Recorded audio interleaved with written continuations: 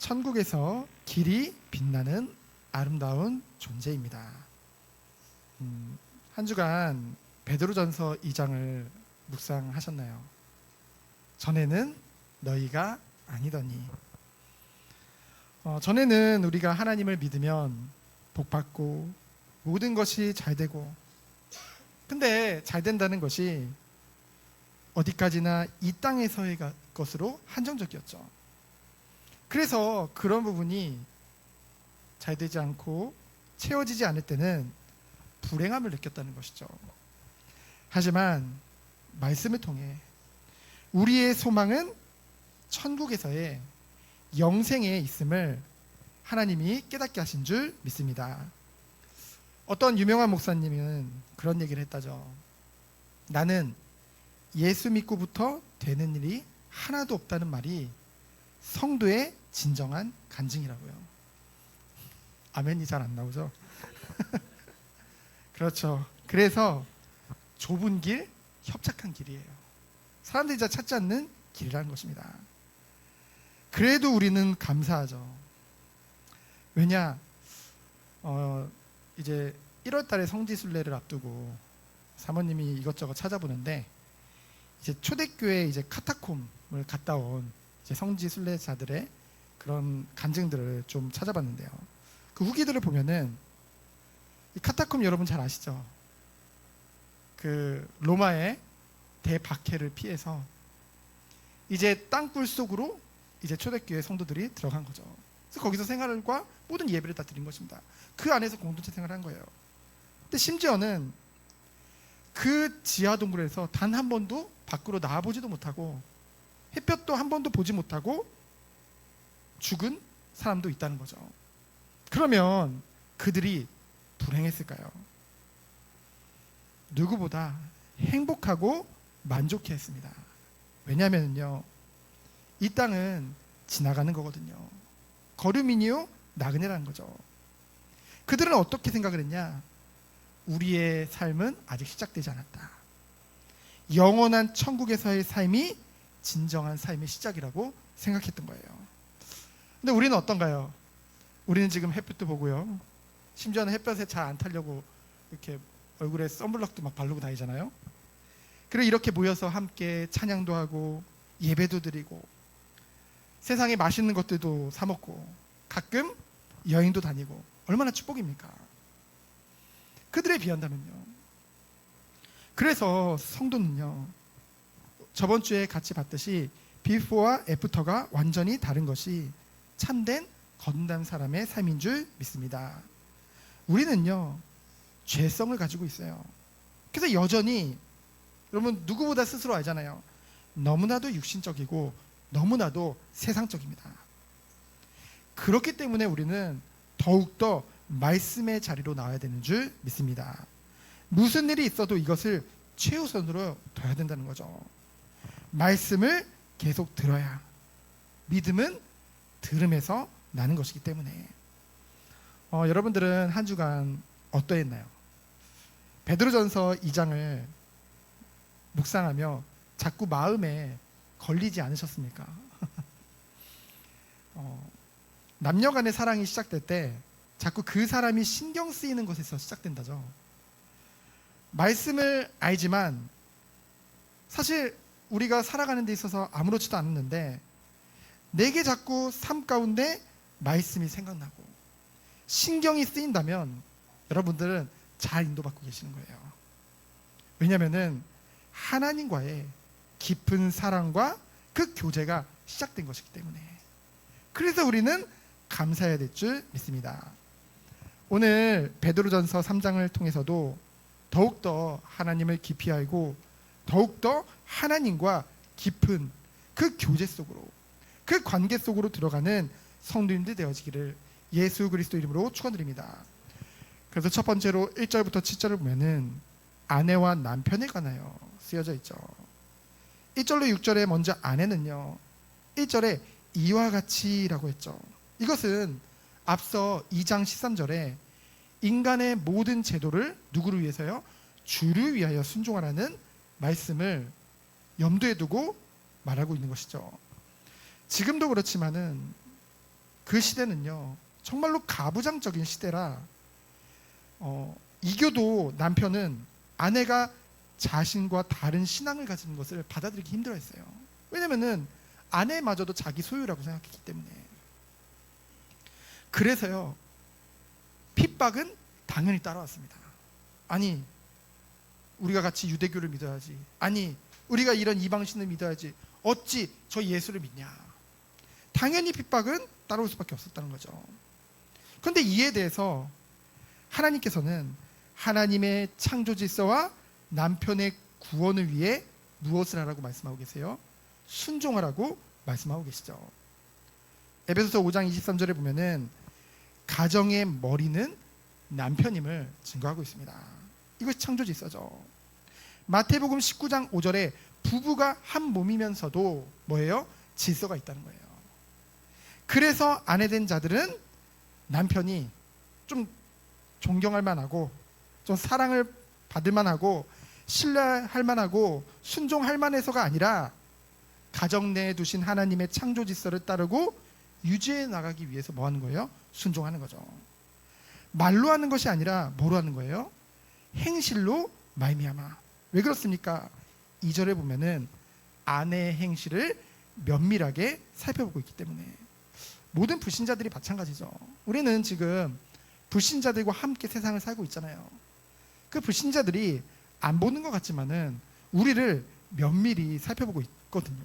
관심을 가지고 보고 있다는 것이죠. 그래서 뭡니까?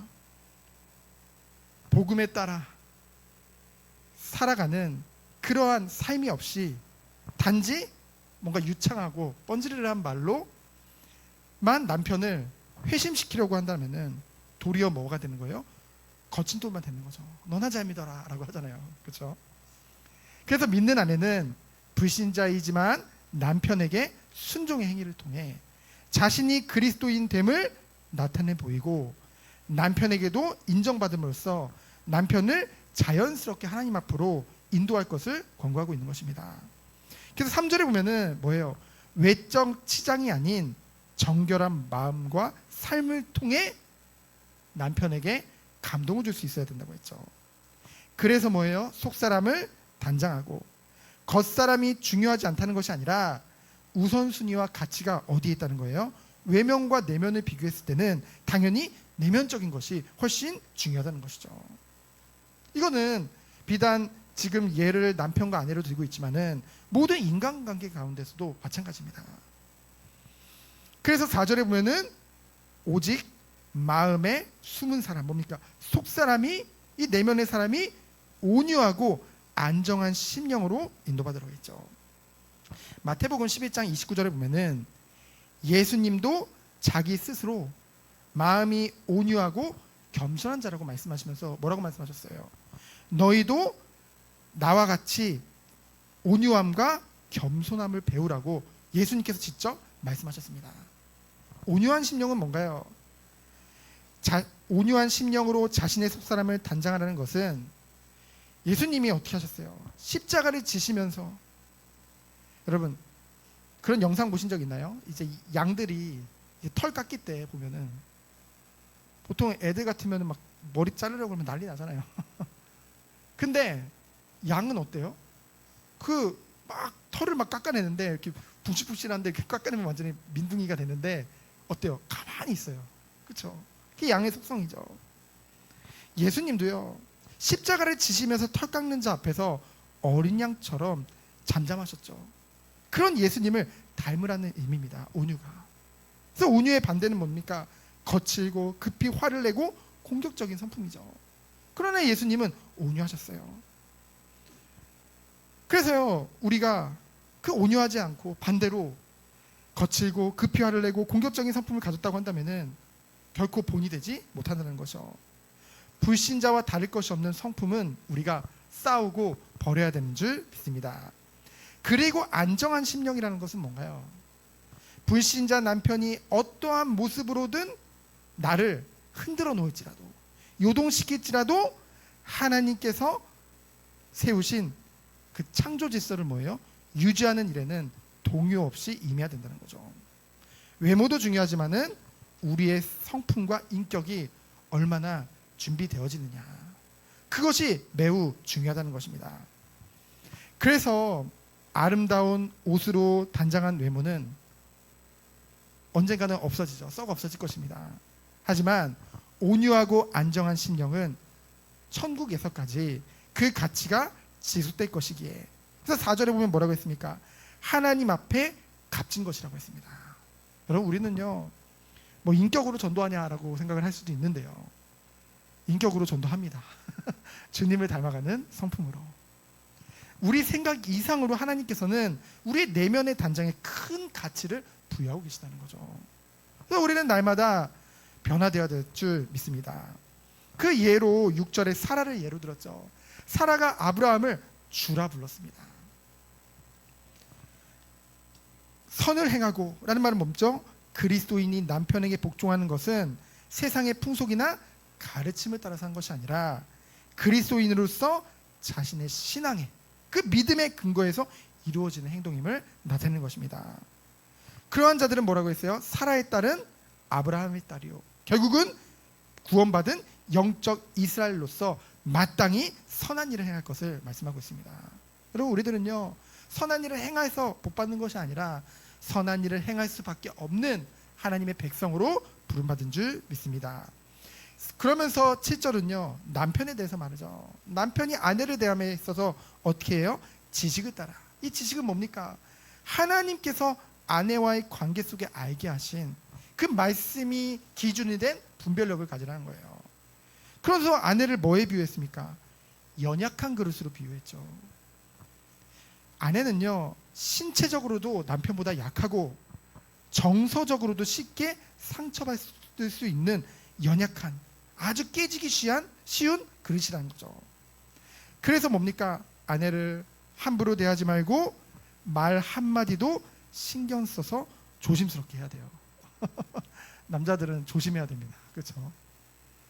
그 말 한마디에 평생을 갈 수도 있어요. 그렇죠? 그리고 생명을 함께 이어받을, 하나님 앞에서 차별 없는 그런 구원받을 자로 이렇게 동등되게 부름을 받았기 때문에 어떻게 해야 될까요? 귀히 여겨야겠죠. 이는 결국은 뭐래요? 너희 기도가 막히지 않게 하기 위해서라고 했습니다. 여러분, 기도가 막힌다는 것은요, 이제 믿는 남편이 아내를 멸시함으로써, 멸시하면 마음이 좋을까요? 한 몸인데 영적으로 황폐한 마음이 같이 될 수밖에 없습니다. 예배드리기 전에 부부싸움 하면은 둘 다 황폐한 마음으로 들어오는 거거든요. 그렇죠? 그렇기 때문에 기도하고자 해도 집중이 잘 안 된다는 거죠. 여러분, 누구와 싸웠는데 기도에 집중이 잘 됩니까? 마음이 불편한데요. 그리고 기도하는 자가 하나님이 원하시는 영적인, 인격적인 자격을 갖추지 못하면요, 그 기도를 하나님이 듣지 않는다고 분명히 성경 말씀 여러 곳에 말씀하고 있습니다. 예를 들면요, 베드로는 하나님께서는 마음의 죄를 품고 있는 악인의 기도는 듣지 않으시는 분이라고 베드로전서 3장 12절에 말씀했고요. 시편 기자는 시편 66편 18절에 보면은 내 마음의 죄악을 품으면 주께서 듣지 아니하시리라 라고 말씀했습니다. 그리고 잠언 기자는요 28장 9절에 보면은 사람이 귀를 돌이키고 율법을 듣지 아니하면 그의 기도도 가증하니라 라고 했어요. 그것을 감안할 때 기도가 막힌다는 것은 기도에도 하나님이 듣지 않으신다는 그 의미도 있는 것이죠. 결국은요, 하나님은 마태복음 5장 23절에 보면은 먼저 형제와 화목하고 주 앞에 예배드리라고 했죠. 형제에 대한 원한을 품고 있는 자의 예배도 받지 않으시는 분이 하나님이십니다. 그래서 한편 믿음 안에서의 다른 지체나 아내와 싸워 마음이 강팍해져 있는 사람은 기도를요 하려고 해도 제대로 할 수 없다는 것이죠. 그래서 기도에 집중할 수 없다는 의미로도 볼 수 있는 것입니다. 그래서 결론적으로 뭡니까? 아내를 멸시하는 자는 기도하려고 해도 기도가 되지 않을 뿐만 아니라 설령 막 정신을 집중해서 기도했다 할지라도 하나님이 그의 기도를 듣지 않으신다는 거죠. 그래서 먼저 성도는 지금은 아내와 남편과의 관계로 예화를 들었지만은 주변의 모든 사람들과 성도는 늘 화목해야 되는 줄 믿습니다. 이를 위해서는요, 나의 희생과 헌신, 내려놓음은 당연히 뒤따를 수밖에 없는 것입니다. 이는요, 손해가 아니요, 우리가 마땅히 걸어가야 될 길인 줄 믿습니다. 왜 그럴까요? 예수님이 가신 그 길을 우리 또한 걷겠다 하나님의 은혜로 작정하였기 때문에. 그래서 결국은 이 말씀을 통해서는 신앙 때문에 남편에게 핍박받을 때 오직 하나님께 소망을 두고 인내하며 남편에게 순종하고, 그리고 우리의 믿는 자들이 정말 주변 사람들을 전도하기를 원한다고 한다면은 우리가 하나님 주신 은혜와 사랑을 가지고 이 헌신하는 자로, 섬기는 자로 인도받아야 된다는 것을 교훈하고 있는 줄 믿습니다. 그러면은 두 번째로 뭡니까? 모든 관계 속에서도 사랑과 선행을 행하는 자로 우리를 부르신 줄 믿습니다. 하나님의 우리에게 주신 첫 계명이 뭐였나요? 하나님을 사랑하고 누구를 또 사랑해요? 이웃을 사랑하는 거죠. 오늘 8절에 보면은 성도들끼리 서로 동정하며 형제를 사랑으로 대하라고 했고요. 우리가 지난 1장에 보면은 마지막 절에 뭐라고 했어요? 뜨겁게 사랑하라고 했죠. 뜨겁게 사랑하라고 했죠. 여러분, 세상이요, 갈수록 점점 냉랭해지고 있습니다. 너무 차가워지고 있어요. 이 세상이 점점 냉랭해질수록 성도는 어떻게 해야 될까요? 성도의 가슴은 더욱 뜨거워야 되는 줄 믿습니다. 우리가 매일 예배를 통해서 하나님이 그 주님의 마음을, 그 뜨거운 마음을 우리가 가져야 돼요. 우리가 놓칠 수 없는 것은요, 동정이라는 단어와 긍휼히 여기다, 불쌍히 여기다라는 말이죠. 베드로는 모든 그리스도인이 마땅히 갖춰야 할 것에 대해서 말을 할 때, 뭔가 말할 때 너희들이 확실하게 말하고 말을 잘하고 그런 걸 말하지 않았습니다. 그러한 단어보다는 무엇을 말했네요? 불쌍히 여기는 마음과 동정이 있어야 된다는 것을 굉장히 강조했습니다. 동정은요, 뭡니까? 이웃의 고통을 공감하고 함께 아파한다는 의미예요. 또한 불쌍히 여기며에 해당하는 단어는 직역하면은요, 좋은 스플랑크나를 가진이라는 의미입니다. 스플랑크나 무슨 단어인가요? 이게 원래 내장을 가리키는 말입니다. 내장, 우리의 내장. 그래서 본절에서 좋은 발음이 어렵네요. 스플랑크나는 사랑과 동정 같은 감정의 시작을 의미하는데요. 인간에게서 불쌍히 여기는 감정이라는 것이요, 단지 머리로부터 시작되는 것이 아니라 우리 내장, 더 나아가 온몸에서 나오는 것을 의미한다는 것이죠. 그래서 이웃의 아픔에 함께 아파하고 형제의 아픔에 함께 아파하고 눈물을 흘릴 수 있다는 것은 단지 차가운 이성만을 가지고서는, 생각만을 가지고서는 불가능한 것이기 때문에, 그래서 우리는 어떻게 해야 될까요? 정말로 우리는 주님의 마음을 가지고, 왜 주님의 마음이라고 하나요?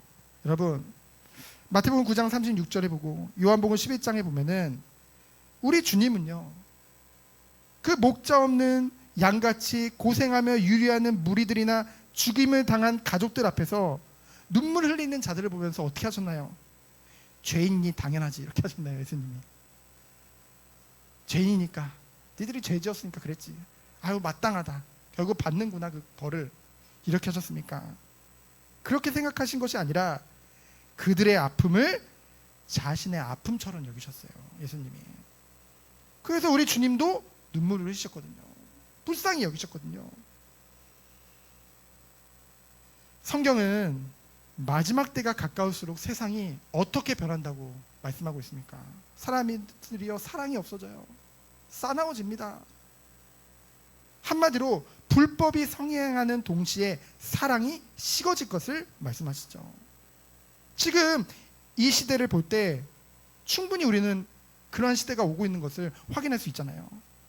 날이 갈수록 자연은 파괴되고요, 도시화가 진행됨으로써 곳곳에 콘크리트와 아스팔트로 포장된 도시를 우리는 볼 수 있죠. 그런 도시와 인간들도 닮아가서 어떻게 됩니까? 비정하고 냉정하게 변하고 있어요. 요즘 여러분 원래 가족이 밥을 먹으면은 같이 얘기를 나누고 교제하기 위해서 밥을 먹는 거잖아요. 여러분 왜 카페에 가나요? 보통은 커피 먹고 싶어서 가는 것도 있겠지만은 보통은 대화하려고 가잖아요, 카페에. 근데 여러분 요즘 제가 이렇게 지나가면서 이렇게 프랜차이즈 카페 같은 데 큰 데 보면은요, 남녀가 앉거나 친구들끼리 앉아서 각자 핸드폰 보고 있어요. 도대체 대화를 나누러 온 건지 핸드폰만 보고 있거든요. 갈수록 냉랭해지고 있습니다. 근데 더 심각한 문제는 세상뿐만이 아니라 교회까지도 이러한 모습을 닮아가고 있다는 거죠. 또한 아이러니하게도 대형 교회일수록 이러한 현상은 더 심해지고 있다는 사실입니다. 이거는 대형 교회를 비난하는 것이 아니라 대형 교회일수록 더 커지잖아요. 폭이 넓어지잖아요. 사람이 더 많아지잖아요. 그러다 보니까 서로에 대해 무관심하게 되어지고 모든 관계가 그냥 기계적으로 이렇게 되어가는 것은 어쩔 수 없는 현상이라고 받아들이고 있어요. 하지만 우리는 본절에서 보듯이 모든 성도들이 반드시 갖춰야 할 덕목은 무엇입니까? 우리 주님이 강조하신 것이 뭐예요? 바로 이웃의 아픔을, 그리고 같은 성도 간의 형제의 아픔을 함께 느끼고 동정하며 불쌍히 여기는 것인 줄 믿습니다. 이는요, 세상이 싸늘하고 냉정하게 변해갈수록 더욱 절실해지는, 더욱 더 필요한 이 시대의 요청인 줄 믿습니다. 그래서 따라서 우리는 단지 우리의 집과 창고를 이 땅의 것으로 채우기에만 급급해서 기도하는 것이 아니라 먼저 우리의 가슴이 정말로 주님의 마음과 심장으로 채워달라고 기도해야 될 줄 믿습니다. 그래서 정말로 고통받는 자들을 보시면 온몸으로 아파하고 불쌍히 여기셨던 주님처럼 우리도 날이 갈수록 싸늘하게 식어가는 이 세상을 그리스도의 사랑으로 더욱 뜨겁게 만드는 그런 성도님들이 되어지기를 예수 그리스도 이름으로 축원드립니다. 그래서 로마서 12장 15절에 보면은 즐거워하는 자들과 함께 즐거워하고 우는 자들과 함께 울라고 했어요. 에베소 4장 32절에 보면은 서로 친절하게 하며 불쌍히 여기며 서로 용서하기를 하나님이 그리스도 안에서 너희를 용서하신 같이 하라고 말씀하셨습니다. 우리는 이 길을 따라가는 거예요. 그래서 9절에 모든 관계 속에서도 악을 악으로 갚지 말고 복을 빌어야겠죠.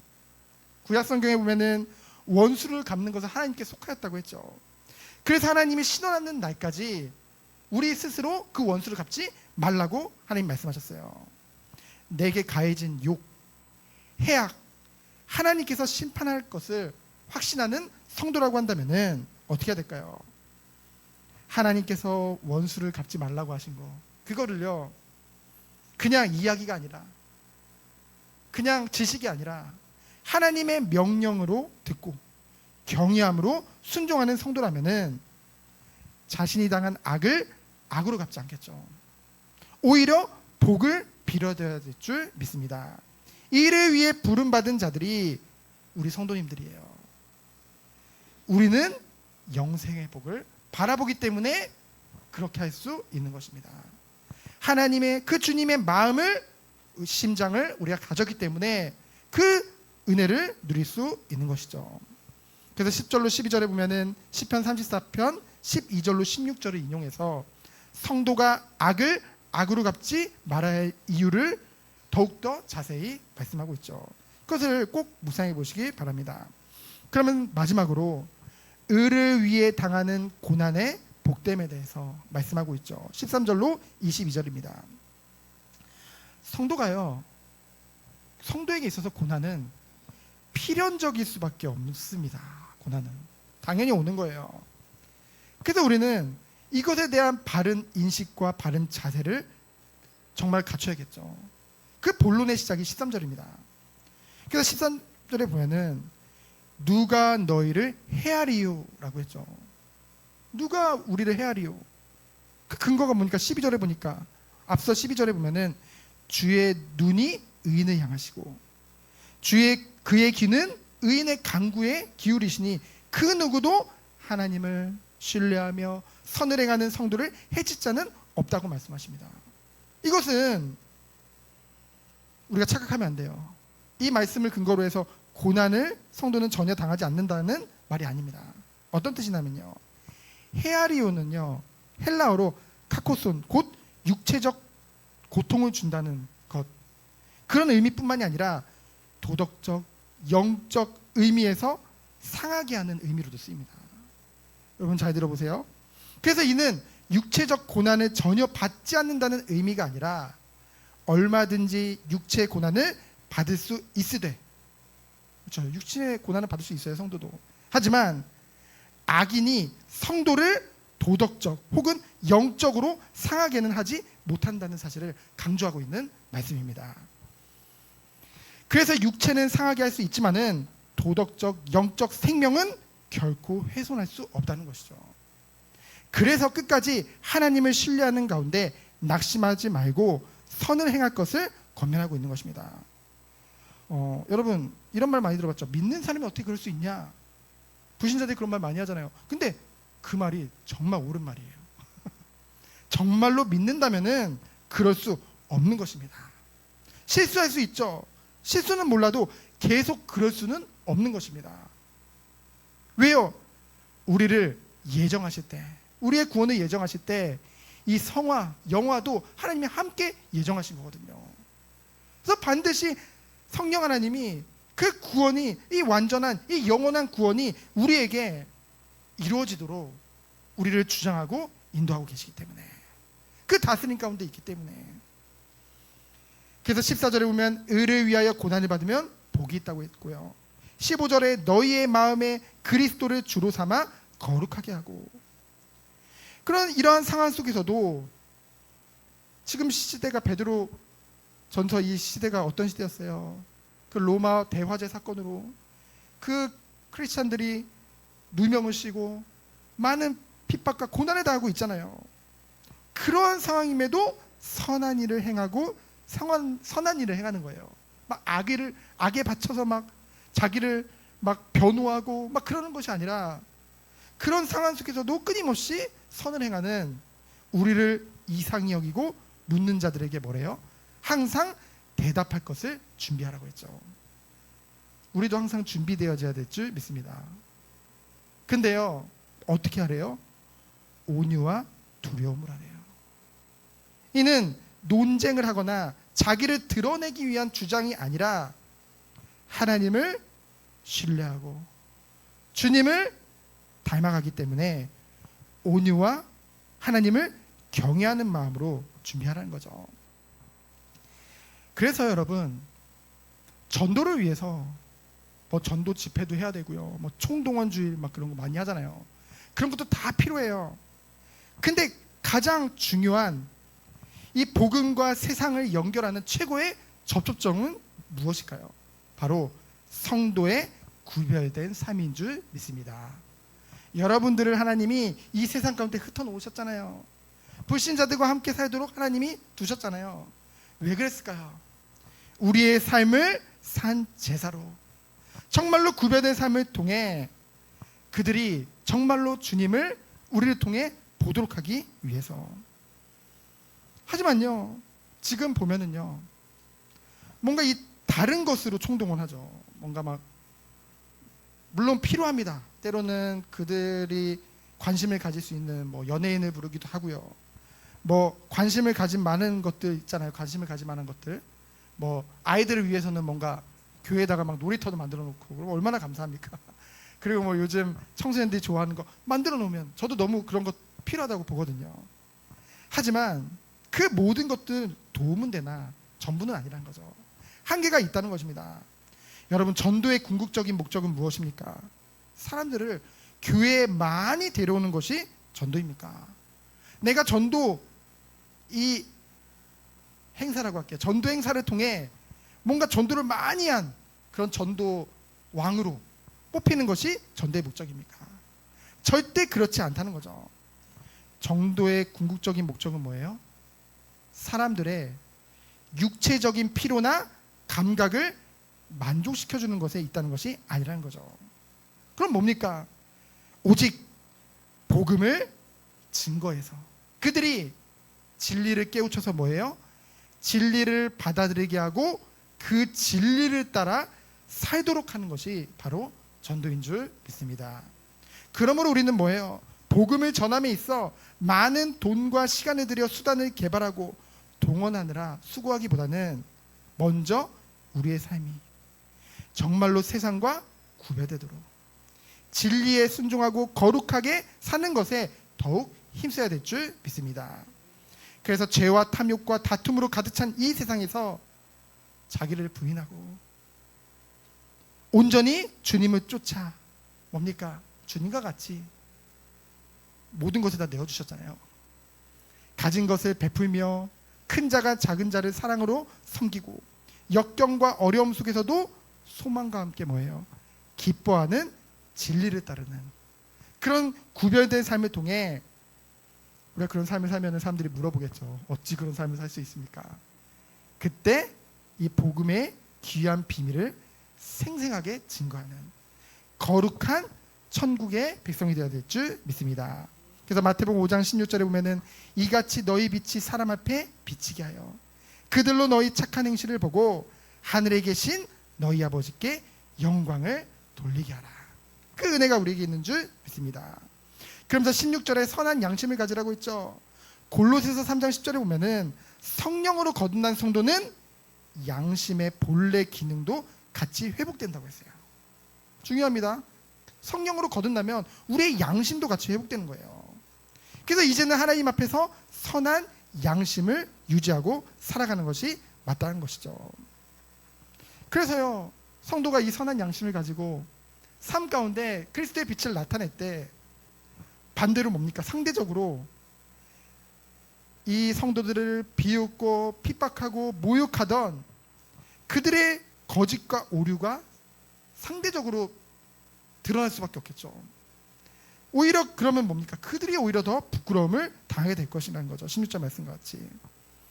그래서 재림의 날에는요, 베드로전서 2장 12절과 같이 영광도 돌리겠지만은 베드로전서 4장 5절 말씀과 같이 그 믿지 않는 자들이 영원한 숙취를 당할 것을 말씀하고 있습니다.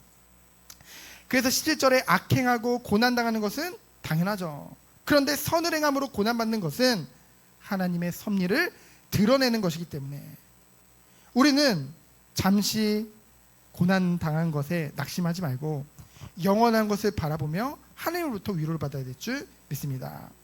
그래서 19절을 잠깐 보면은 이 말씀을 근거로 해서 천주교에서는 지옥 강화설을 말하죠. 예수님이 지옥에 가서도 막 복음을 증거했다, 그런 말을 하는데요. 여기서 말하는 거는요, 지옥에 거주하는 사단 그리고 귀신들, 거짓 선지자들, 불신자들의 영들을 향해 예수님이 자신이 부활함으로써 사단과 죽음의 세력을 이기셨음을 그들에게까지 그 예수님의 부활이 선포되었다는 것을 말씀하고 있는 것입니다. 그래서 여기서 소망을 얻으면 우리 또한 지금은 악인에 의해 고난을 당하다, 궁극적으로는 핍박하는 자들과 죽음을 이기고 우리 주님과 같이 부활할 것을 믿기 때문에. 그래서 20절에 이제 불순종의 표본으로 뭐 노아 사람도 얘기하고 하나님의 오래 참음도 얘기하는데요. 이걸 말씀하신 이유는 뭡니까? 하나님의 오래 참음 가운데 하나님이 끊임없이 그들에게 기회를 줘요. 하지만 그들은 결코 받아들이지 않습니다. 그것을 말하고 있죠. 그래서 우리는, 성도들은 구원하신 그리스도는요, 결국은 잠시 고난을 당했지만 결국은 하늘 위로 올르셔서 모든 천사들, 모든 천사들이란 말은 악한 천사들, 사단, 그리고 선한 천사들 다 말하고 있는 거예요. 그 모든 자들이 하나님께 복종하고 영광 돌릴 수밖에 없는 그 하늘 우편에 앉으셨다는 것이죠. 그래서요, 사단도 그렇고 모든 천사들도 그렇고 이 세상에 어떤 피조물일지라도 모두 다 하나님의 주권 아래에 있는 줄 믿습니다. 하나님이 모든 것을 다스리고 계세요. 우리는 이것을 볼 때 힘을 얻죠. 주님은 정말로 약해 보였어요. 그런데 그래서 정말 힘이 없이 십자가에 끌려 죽으신 것 같이 보였지만은 결국은 승리하시고요. 지금 보좌의 하늘 우편에서 온 땅을 다스리고 계십니다. 이와 같이 우리 또한 이 나그네 같은 인생이, 잠시 지나가는 이 인생이 우리의 뜻대로 되지 않는 것 같지만은 결국은 하나님은 완전한 가운데로 우리를 인도하실 거고요. 결국은 우리들을 영원한 천국 가운데 영생을 누리며 살게 하실 줄 믿습니다. 그래서 결론은 뭡니까? 우리가 베드로전서 3장을 보면 의로우신 그리스도께서도 이 땅에 계실 때는 우리를 위해 잠시 고난을 받으셨지만 그 고난을 통해 결국에는 하나님 우편에 오르셨음을 우리는 기억하면서요, 이 고난을 두려워 말 것을 말씀하고 있습니다. 그러므로 이 땅에 우리가 살아가는 동안 우리는 어떻게 해야 될까요? 세상을 바라보지 말고 오직 그리스도만 바라봐야 될 줄 믿습니다. 그리고 선을 행하다 고난을 받을 때에도 낙심하지 말고 오히려 기쁨과 소망으로 용기를 내야겠죠. 그래서 세상을 부끄럽게 할 뿐만이 아니라 우리의 삶을 통해서 예수 그리스도를 세상에 널리 전함으로써 우리 주님이 재림하실 때, 그 재림하시는 그날 밤하늘의 별처럼 천국에서 길이 빛나는 아름다운 존재들로 정말로 누리는 우리 모든 성도님들 되어지기를 예수 그리스도 이름으로 축원드립니다. 시간 기도합니다. 하나님 감사합니다. 하나님을 모를 때는 이 땅의 것이 전부인 줄 알고 살아갔지만은 이제는 영원한 주님을 바라보며 재림하실 주님과 영원한 천국의 삶을 소망하며 정말 오늘도 당당히 하나님 자녀로서 승리하는 우리 모든 성도님 되도록 주께서 축복하여 주옵소서. 살아계신 예수 그리스도 이름으로 기도합니다. 아멘.